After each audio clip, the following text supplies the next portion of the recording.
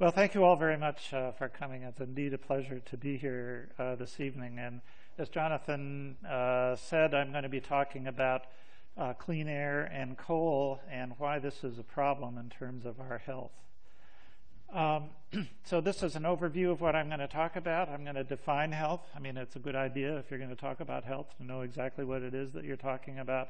Then give a quick rundown of certain selected aspects of the coal life cycle, including mining, transport of coal, combustion, which is by far the most important part, and a bit about coal ash disposal and some of the problems. Then talk a bit more about air pollution, particularly that comes from criteria air pollutants and mercury, their health effects, and then wrap up with some stuff about global warming and how coal is bringing that on, and wind up with some talk about Clean Air Act and economics, some of which was excerpted in the Atlantic about 2 weeks ago, a week or 10 days ago, and you can read that on the Atlantic website. I have nothing to declare. Nobody is paying me vast amounts of money to do this. So health has been defined by the World Health Organization as a state of complete physical, mental, and social well-being, and not merely the absence of disease or infirmity. Having said that, I'm going to talk mainly about disease, but there are definitely psychosocial aspects to everything that coal is involved with. So why is coal so important? Well, at the present time, according to figures from the U.S. Energy Information Administration, coal is the energy source for about 43% of the electricity that we generate in the United States. That's absolutely essential for modern society and for modern medicine to be able to work the way it does. Natural gas is on the rise and coal is on the wane, but nevertheless, there's still huge amounts of coal that's being burned to generate electricity. This is a table from a publication in The Lancet in 2007 that was one of the very first to really point out some of the terrible health consequences of burning coal. And these authors went through and looked at lignite, which is a form of coal, but it's a poor quality of coal, and other coals. And in Europe, they estimated that between 25 and 30 people died for every terawatt of electricity that was produced. Now, the population density is a little higher in Europe than it is in most of the United States, so these figures may be a little on the high side for the United States. But you get some flavor when you realize that in the U.S. we generate around 4,000 terawatts of electricity, terawatt hours of electricity each year. So if you even use the lowball numbers here for the confidence limits, there are very large numbers of people who are dying, made ill with either serious or minor illnesses as a consequence of burning coal. If burning coal was listed on a death certificate, it would easily be in the top 10 causes of death in the United States. You don't see that any more than you see smoking cigarettes.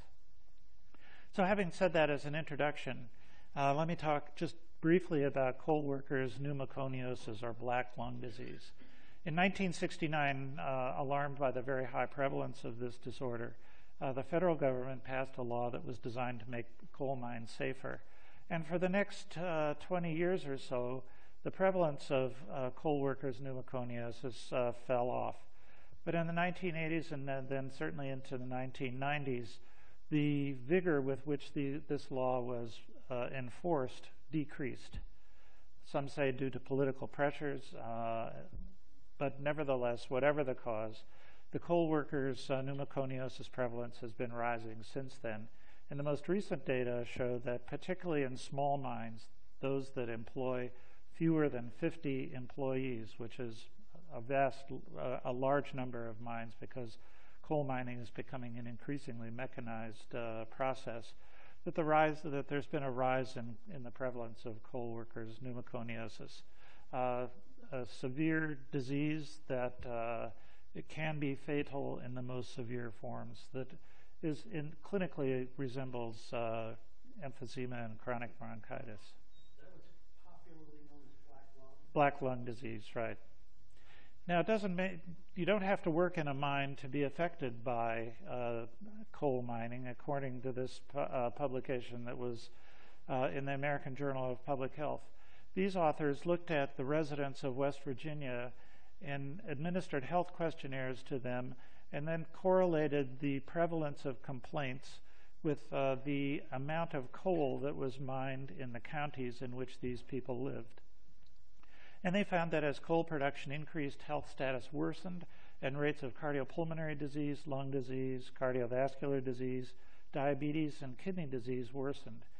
So that, for example, for chronic obstructive pulmonary disease or emphysema and chronic bronchitis, if you lived in a county where more than 4 million tons of coal was mined, you had about 1.5 times the probability of having chronic obstructive pulmonary disease.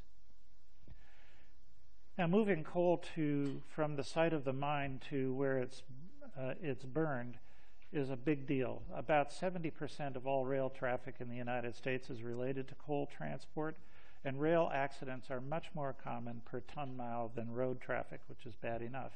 In addition to that, diesel locomotives emit particulates that are harmful to health, and trucks, which are an alternate form of coal transport, also produce these same kind of particulates that are dangerous to health, and I'll be talking more about that. This is a photograph of a coal train derailment that took place about a month ago, and 2 women who happened to be sitting on a bridge as this train went by and derailed were killed as a result of this accident. Now, the worst of the coal story is related to the hazardous air pollutants that are released by burning coal, and there's over 60 of them. The most important ones of these are oxides of sulfur and nitrogen, and small particles, and I'll be talking quite a lot about small particles. But there's also arsenic, beryllium, cadmium, chromium, mercury, nickel, hydrochloric acid, hydrofluoric acid, and a bunch of other things, including some uranium and thorium. So although coal looks like a lump of black carbon, that's sort of mainly what it is, there's a lot of other stuff in it. Technically, coal is a sedimentary rock, and the sedimentary rocks contain lots of other minerals other than just the carbon.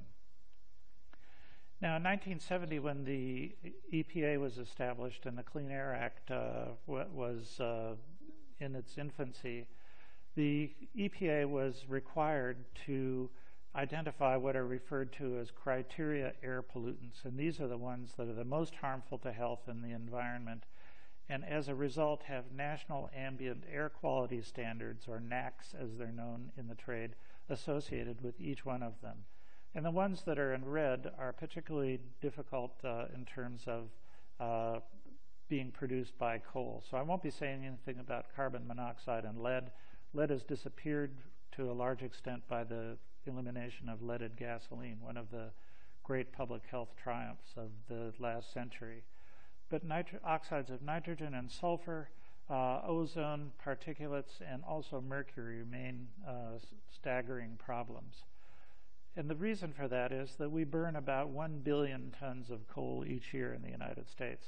And this produces about 100 million tons of coal combustion waste. Remember, coal is a rock, and there's an ash content to this.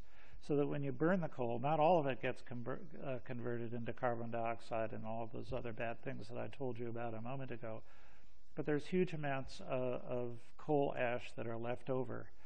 And ironically, as pollution control devices become more efficient removing these hazardous air pollutants as mandated by the Clean Air Act, this ash becomes more and more toxic because that's where these hazardous air pollutants wind up.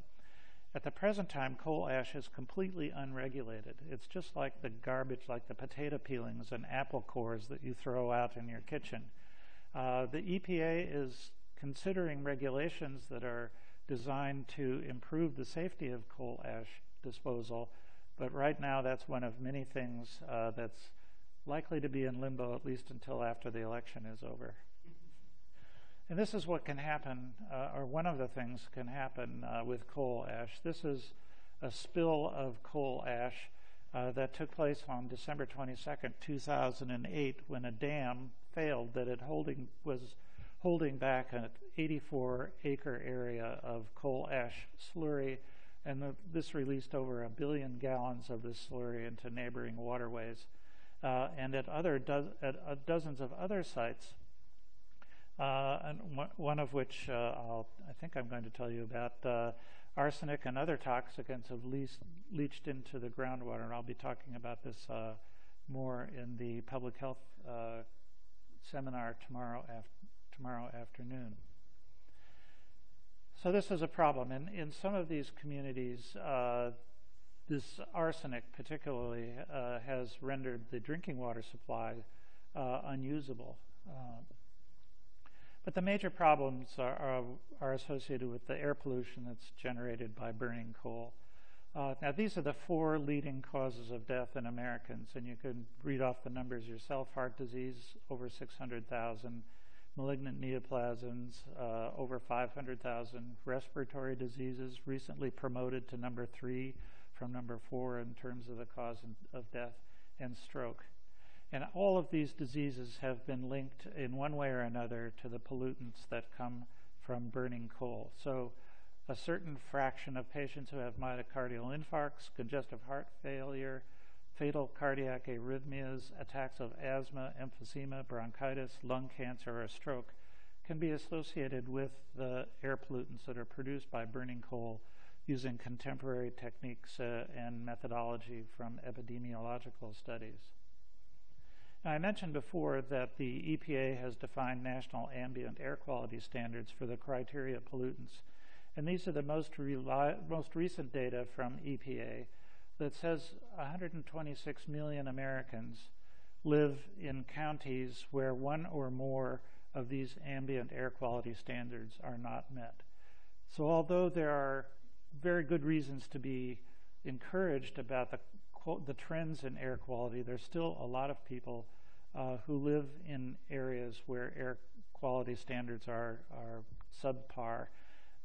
And as we gain more and more experience in looking at the health effects of these pollutants, we realize that not only are they more dangerous to health than we thought originally, but the spectrum of diseases that's associated with them, particularly the small particles, is increasing. So now there's beginning to be some evidence that conditions like Alzheimer's disease and type 2 diabetes mellitus may be linked in some way to air pollution.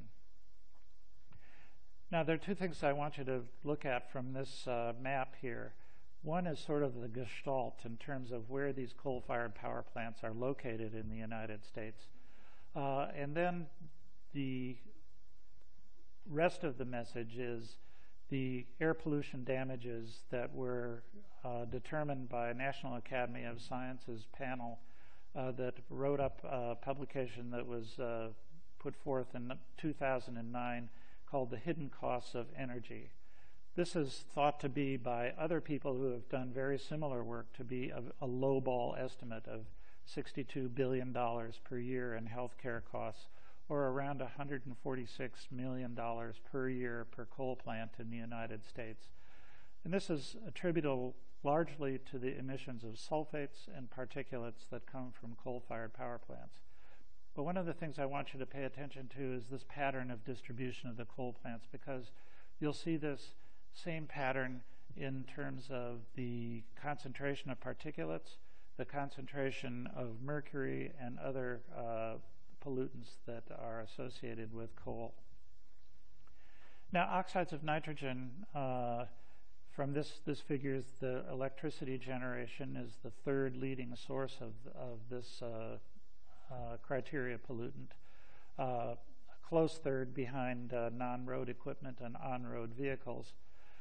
Oxides of nitrogen are important from 2 aspects. First of all, it's a pulmonary irritant. And secondly, and perhaps most importantly, oxides of nitrogen combine with volatile organic compounds in the atmosphere in the presence of sunlight to make ozone. And it's ozone that's really the bad actor in this scenario.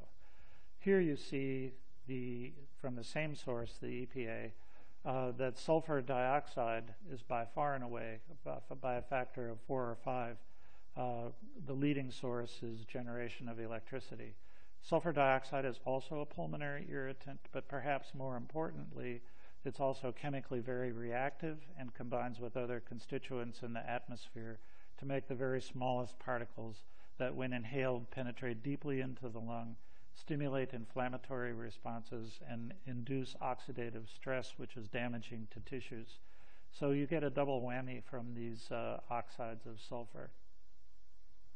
And small particles, electricity generation, and other industrial processes, such as making cement in kilns, which is a coal-fired process as well, are the third and fourth leading sources of these particles.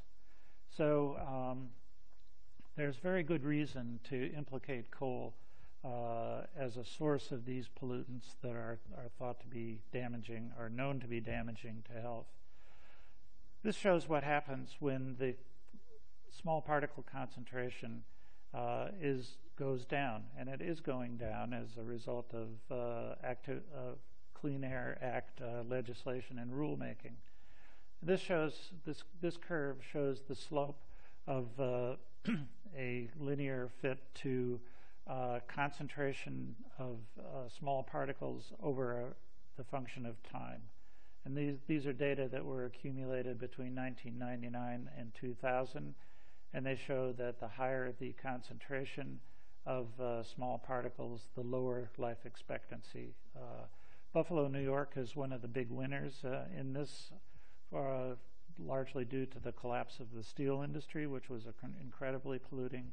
The concentration of small particles has gone down by about half in Buffalo, and at the same time, life expectancy went up by about 3.6 years. Not all of that is due to elimination of small particles, but a significant portion is. Now, if this map looks vaguely familiar, remember the distribution of the coal plants that you saw in this earlier slide. The EPA and other state and other agencies maintain monitoring sites all over the United States that measure these many of these criteria air pollutants on a relatively constant basis.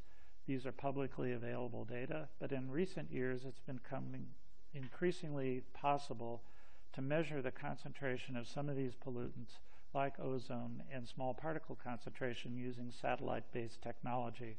And that's what this figure is from Environmental Health Perspectives, published about 2 years ago, and shows the highest concentration of small particles is along the Ohio River and Mississippi River valleys in the eastern part of the United States. Again, think back of that National Academy of Sciences hidden cost, and remember the distribution of the coal plants that you saw there. So small particles are linked to a number of conditions by some very important landmark epidemiological studies. One of these is referred to as the Harvard 6 Cities studies, and this showed a 26% increase in mortality in the most versus the least polluted cities. Steubenville, Ohio is a place that you don't want to go. That was the most polluted city. The American Cancer Society Cancer Prevention Study had similar findings, and they reported that for each 10 microgram per cubic meter increase in these small particles, there was an increase of 4% in all-cause and 5% cardiopulmonary mortality.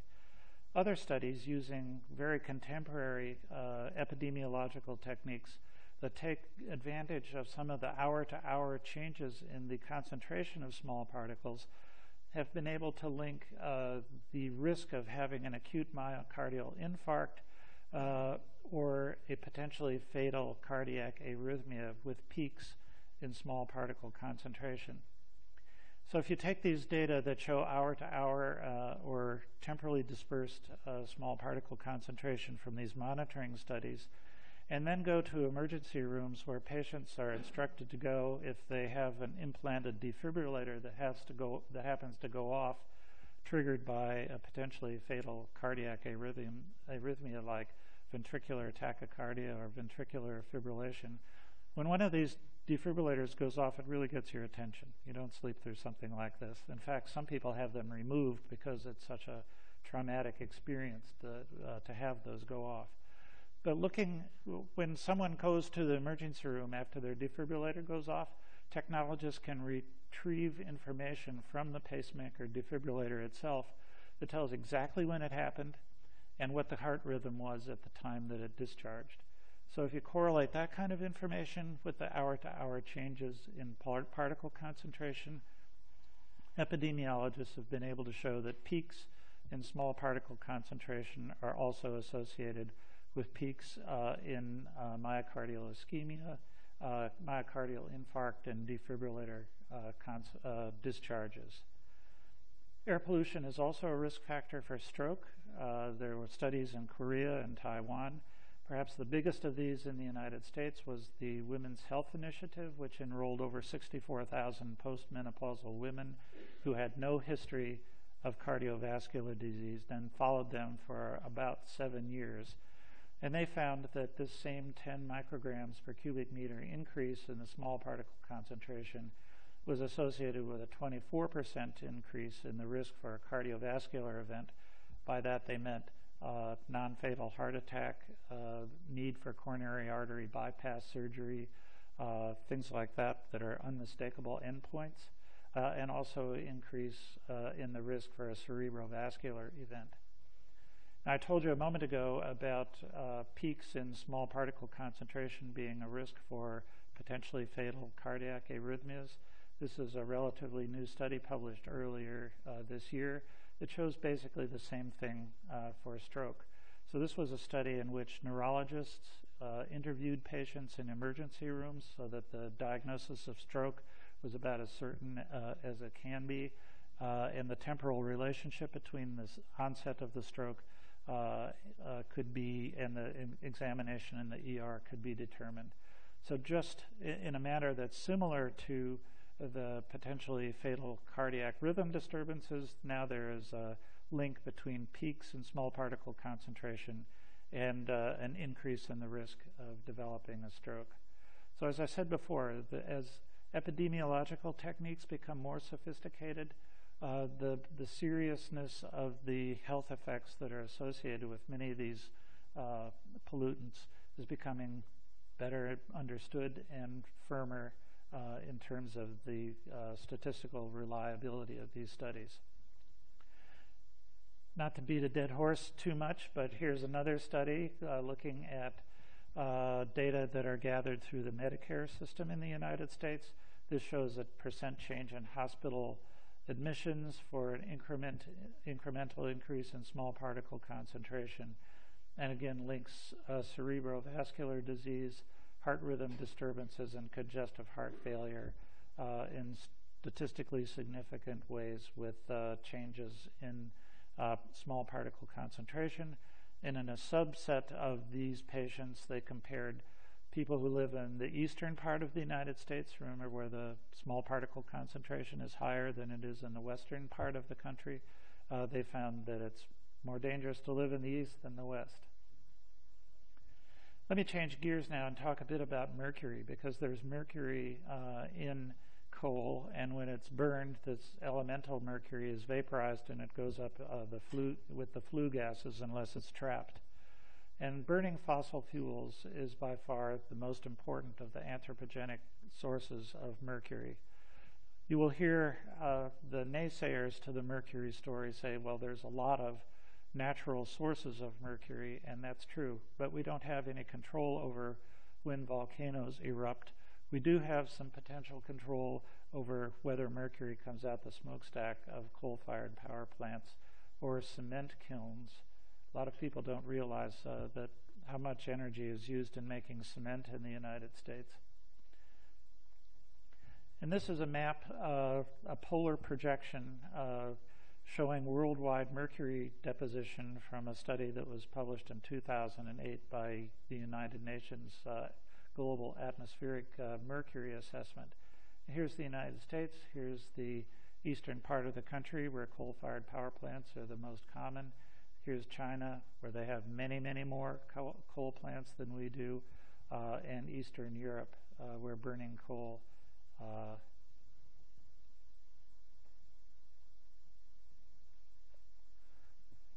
Eastern Europe, where burning coal is a large source of energy.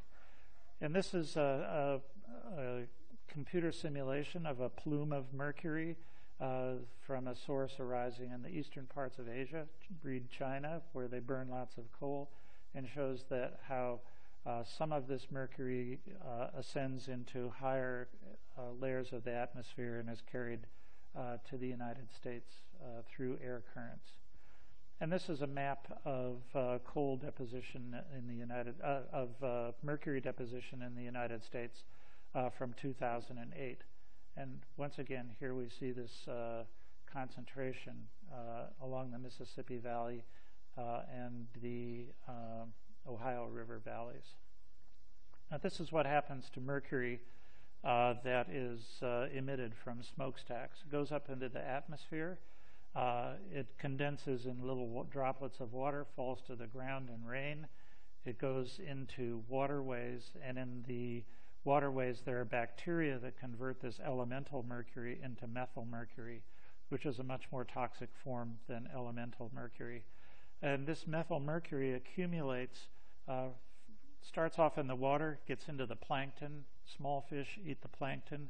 Bigger fish eat the small fish. Still bigger fish eat the small fish. And eventually, people eat the fish, and this is the main pathway for mercury exposure in the United States. And these are data that were collected in freshwater lakes in northeastern United States. This is a logarithmic scale here on the side with a discontinuation here. And these authors measured methyl mercury, mercury concentrations in the water and in phytoplankton, zooplankton, fish, and eventually in loons. Loons are, I mean, you get lots of loons in Wisconsin lakes. So that the concentration of methyl mercury is about 1 million times higher in the loons than it is in the water itself. So this illustrates this bioaccumulation of methyl mercury. Now the story doesn't stop here, because fetuses bioaccumulate mercury from their mothers, so that the concentration of methyl mercury in fetal blood is higher than it is in maternal blood. And it's in the fetus that mercury does its damage by affecting the developing brain. And again, epidemiological studies that were very carefully done in a population of Faroese Islanders have shown that mercury concentrations that were at the time thought to be not harmful lead to measurable decrements in the performance of neuropsychological tests in multiple cognitive domains. More recent figures that come from the Environmental Protection Agency and some of its mercury assessments indicate that among the most highly exposed individuals in the United States, these are African American women who live in the southeastern part of the United States, where the conditions in the water are particularly favorable for converting mercury into methyl mercury. The daily dose of mercury may be 85 to 100 times the threshold established by the recommended threshold established by EPA in conjunction based on a report by the National Academy of Sciences, leading to an IQ decrement of 7 to 10 points. So that's a big deal. This seems to be out of order here. Well, let me go back.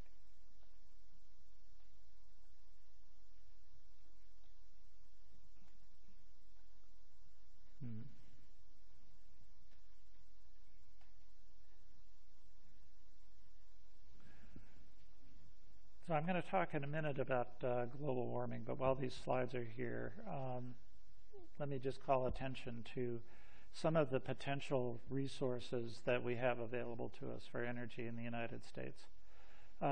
These data came from the National Renewable Energy Laboratory and show these photovoltaic solar resources in the United States. And although they look like they are, and in fact they are concentrated in the southwestern parts of the United States, where we live in Buffalo, we have a photovoltaic array on our house, and it generates about 80% of all the electricity that we use. And there are estimates that somewhere around 11,000 times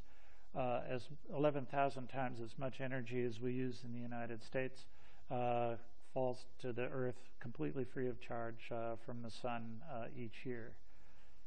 Not quite as much from wind energy. This is a wind energy map, again from the National Renewable Energy Laboratory, and shows this broad swath of running from Texas up through the Dakotas, where there's a very high potential for generating electricity from wind. And wind energy, if all of it were harvested and taken advantage of, could supply almost 80 times the annual usage. So even if we were able to capture a small fraction of the energy from solar energy and wind energy, we could supply the electricity that we need to keep society functioning in a normal manner. Now let me talk in the sort of the next phase here about global warming. Is it real? Well, there are 4 different studies that say yes. Is it caused by humans? Again, the answer is yes, and the evidence for this, which I won't go into great detail, but there are at least 4 major ways of looking at this. There's a very high correlation of the greenhouse gas concentration with fossil fuel use and increases in the temperature of the Earth. The Keeling curve, which is based on measurements on Mauna Loa Observatory, show that atmospheric carbon dioxide has been increasing steadily since the end of the 1950s when these measurements became possible, and they proceed in a cyclic manner.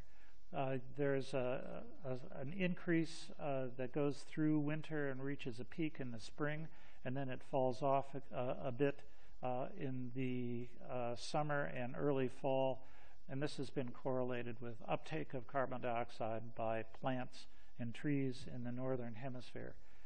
Now in chemistry, we learned that to make carbon dioxide, you combine carbon with oxygen. So Keeling's son sort of took these measurements that his father had made of carbon dioxide and refined the chemistry techniques to the point where you can measure tiny, tiny differences in the concentration of oxygen in the Earth's atmosphere, and found that, sure enough, there's a slight dip in the oxygen concentration that occurs at the same time that the carbon dioxide concentration is going up. Now the final, and I think perhaps the most intriguing line of evidence that it's caused by human activity, comes from a study of the radioisotope ratios in the carbon dioxide that has been trapped in gas samples from glacier cores and Antarctica, with the isotopic ratio that's in plants. Plants metabolize one of these isotopes more efficiently than the other, and that ratio is different in plants than it is in ancient samples of carbon dioxide. But over the years, it's clear that the isotopic ratio in the atmosphere is changing from what it used to be towards what it is in plants. So that the clear implication is that the carbon dioxide that's being added to the atmosphere is of plant origin. Read coal, because that's what coal is. It's made from plants that were compressed and subjected to heat and turned from piles of rotting logs and vegetation into sedimentary and metamorphic rock. So that there are enormous health effects that are predicted to occur as a consequence of global warming. Drought and starvation. I mean, there's a terrible drought that's going on in the United States now. And I'll come back to that point in just a moment. There is almost certain to be an increase in the prevalence of heat-related illnesses, increases in the level of oceans that will lead to flooding and converting populations, particularly that live in delta areas, into refugees, changes in the prevalence of diseases such as malaria, dengue, cholera, hantavirus, West Nile, and others, increases in the concentration of pollens in the atmosphere, leading to more attacks of asthma, and more episodes of severe weather events leading to flooding. So this is the evidence from 4 different independently conducted evaluations of measured temperatures around beginning from 1950 to 1980. And using this plateau from 1950 to about 1980, you can see that there's been a steady increase in temperatures that have been recorded around the world. And this comes from 4 different laboratories. The most recent of these, and perhaps the most controversial, particularly if you happen to see the NewsHour last night, the guy who did these Berkeley Earth measurements was a climate change skeptic, which is appropriate. I mean, scientists ought to be skeptical about things. That's different from climate change deniers, which say it's a hoax. But the Berkeley Earth data here are this black line, which is basically the same as the 3 other large groups that have all published peer-reviewed data that show that the Earth's temperature has risen by about 0.8 of a degree from this 1950 to 1980 baseline. And this shows the distribution of where these changes are taking place, largely in the northern hemisphere. Now, this is how global warming comes to be. We all know that large amounts of sunlight fall to the Earth every day, and some of that is absorbed in the surface of the Earth and radiated back into space in the form of infrared radiation. Certain gases, such as carbon dioxide, nitrous oxide, and methane, absorb that energy that's being radiated out into space and re-emit it in all directions, including back down to the Earth. And this absorption and re-emission of infrared energy is what causes the greenhouse effect and is leading to global warming.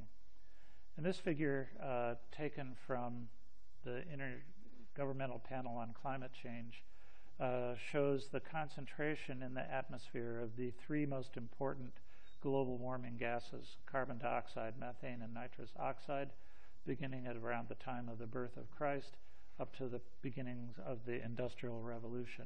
You see there's huge takeoff and discontinuity in these concentrations.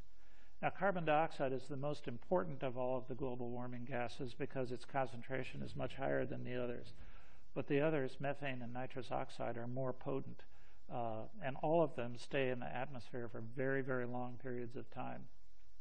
So that the carbon dioxide that we're pumping into the atmosphere now is going to be around for decades.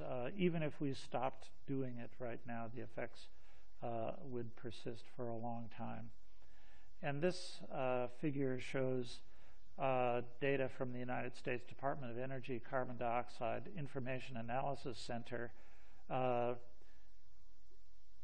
showing that China is clearly the leader. These are thousands of metric tons, so this is around 30 billion metric tons of carbon dioxide being pumped into the atmosphere, and about 5 billion tons of carbon dioxide in the United States. Huge amounts. Now, I mentioned drought as one of the potential consequences or certainties to follow global warming, and this is the drought status in the United States as of August 28th of the current year. And it's, I'm sure, no surprise to those of you who live in Wisconsin, where you also are suffering from drought, as we are in Buffalo. But there's a terrible drought that's going on. And at the end of August of this year, the World Bank reported that world food prices rose 10% in the month of July alone.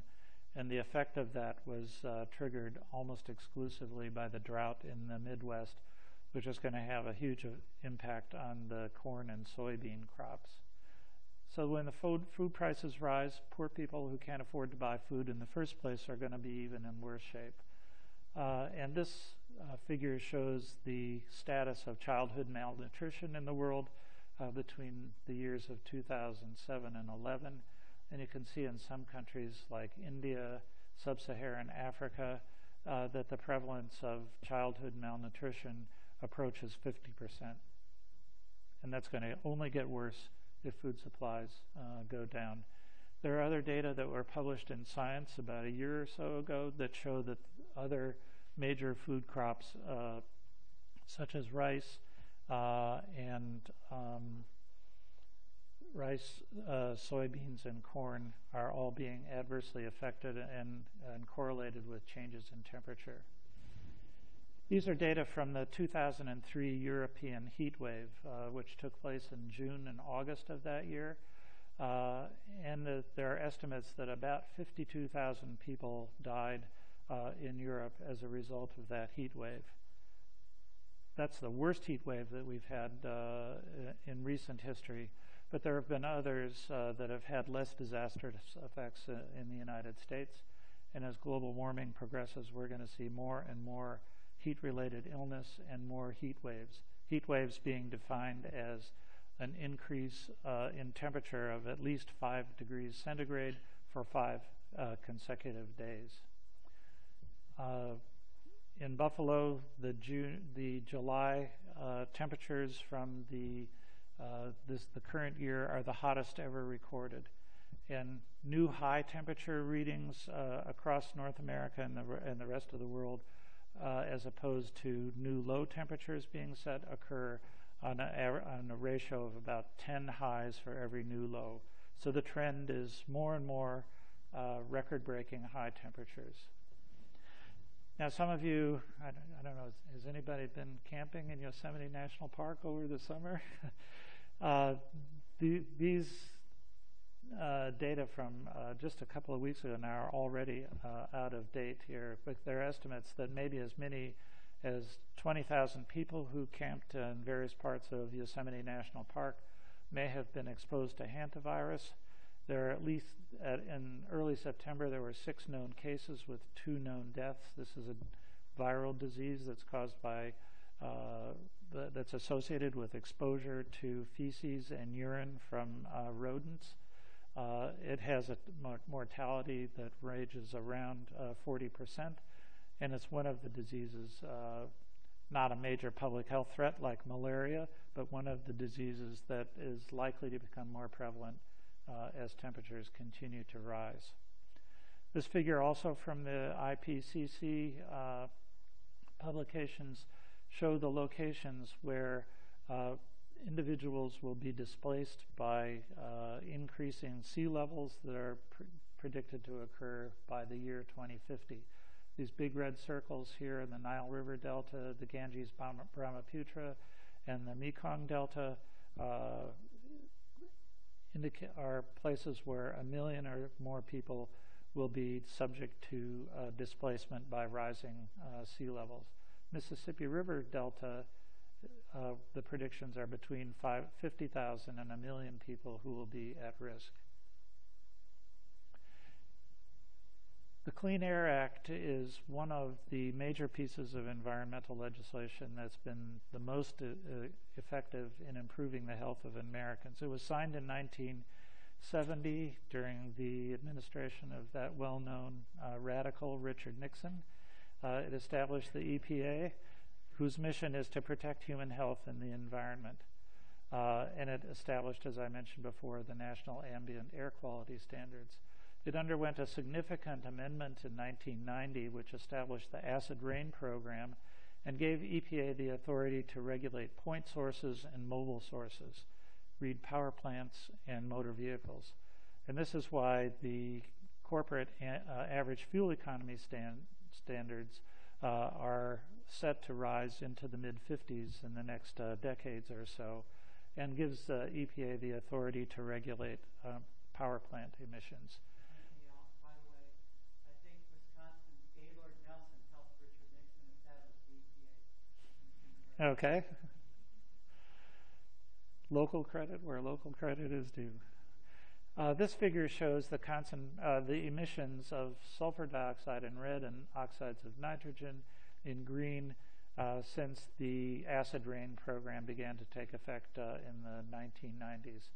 So things are better, but the good news is there's not as much as there used to be. The bad news is that there's still much too much.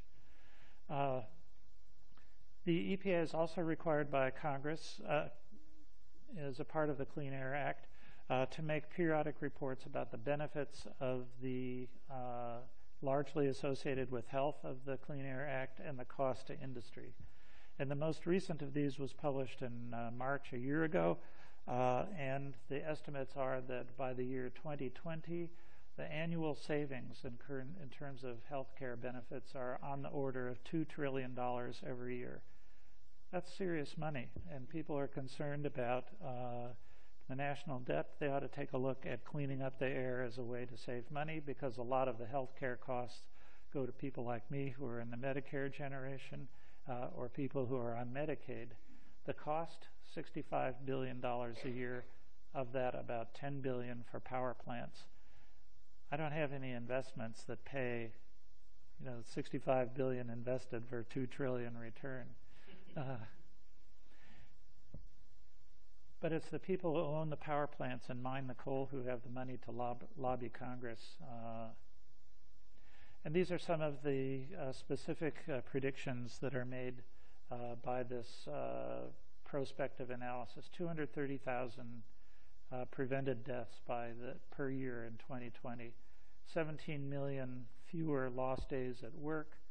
Almost 2.5 million fewer exacerbations of asthma. And this is where these costs begin to mount. So there are some things that you can do to take action. This is election season, so it's fair to ask your candidates if they support the EPA's current clean air and carbon dioxide emission standards. Speak to your friends, family, and colleagues about the importance of clean air and its role in protecting health. And join or support organizations like mine, Physicians for Social Responsibility. Let me conclude here very quickly by thanking some of the people who are helping pay the bills that brought me here. Physicians for Social Responsibility, Earth Justice, the University at Buffalo, and the Energy Foundation. And my final slide shows the roof of our home in Buffalo, where we have a 4.4 kilowatt photovoltaic array. We drive fuel-efficient cars, and we're replacing our compact fluorescents when they stop working with LEDs. So thank you all very much for coming, and I'd be happy to try to answer any of your questions.